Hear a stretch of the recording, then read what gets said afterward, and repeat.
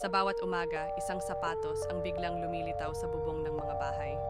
Pero kapag kinuha mo, nawawala ang isa sa miyembro ng pamilya. Bakit kaya? Dito nagsimula ang misteryo sa aming barangay. Maraming pamilya ang natakot, pero ang ilan ay nagpakalakas ng loob para alamin ang dahilan. Si Mang Pedro, ang aming barangay kapitan, ang unang naglakas loob na umakyat sa bubong at kinuha ang sapatos. Kinabukasan, nawawala si Aling Nena. Nagsimulang mag-usap ang mga tao. Bakit nawawala ang mga mahal nila sa buhay tuwing kinukuha ang sapatos? Ang takot at kaba ay lumaganap sa buong komunidad. Si Mang Pedro ay muling umakyat sa bubong. Pero sa pagkakataong ito, hindi niya kinuha ang sapatos.